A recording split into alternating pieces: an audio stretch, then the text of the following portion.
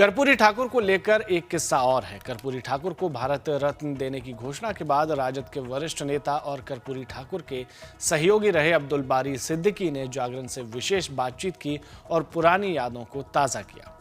उन दिनों को याद करते हुए सिद्दीकी कहते हैं कि उन्होंने कर्पूरी जैसा नेता कभी नहीं देखा। उनकी कथनी और करनी में एक जैसी समानताएं थी। वे जो कहते थे उसे पूरा जरूर करते थे। साल 1977 की बात है। मैं बहेरा विधानसभा सीट से चुनाव लड़ रहा था। कर्पूरी जी ने सहयोग के रूप में मुझे 200 रुपए दिए।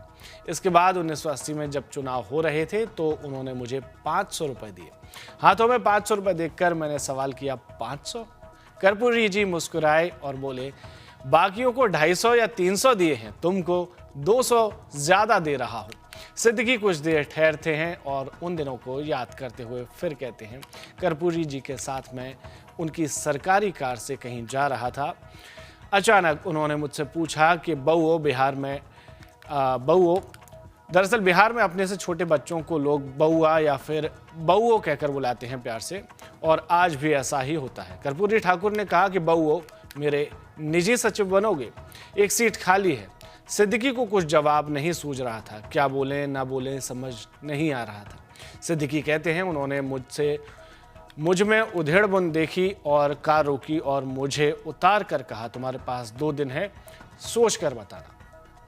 बहरहाल मैं घर आ गया। सूझ नहीं रहा था क्या करूं क्या ना करूं।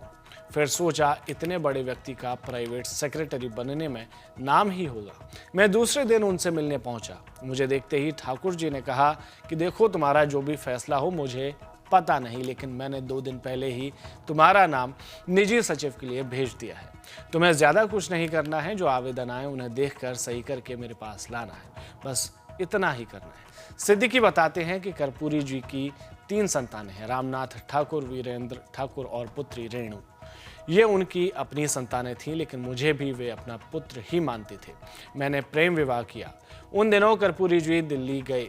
मैं उन्हीं के घर पर पत्नी के साथ रहता था। दिल्ली जाने के बाद भी वे प्रत्येक दिन अपने बच्चों को फ़ोन कर यह याद दिलाना नहीं भूलते थे कि सिद्दीकी का ध्यान रखना, उसे और उसकी पत्नी को कोई कष्ट नहीं होना चाहिए। अब्दुल बारी सिद्दीकी कहते हैं कि अनगिनत यादें हैं जो स्मृतियों के झरोखे से झांक रही हैं, लेकिन उनके बारे में जितना बताया जाए उतना कम है। मगर मैं इतना ही कहना चाहता हूं कि मैंने अपने जीवन काल में कर्पूरी ठाकुर जैसा ईमानदार, गरीबों का हितैषी नेता नहीं देखा। इसकी बड़ी वजह यह थी कि वे स्वयं बेहद गरीब परिवार से आते थे, इसलिए वे उनका दर्द भली भांति समझते थे।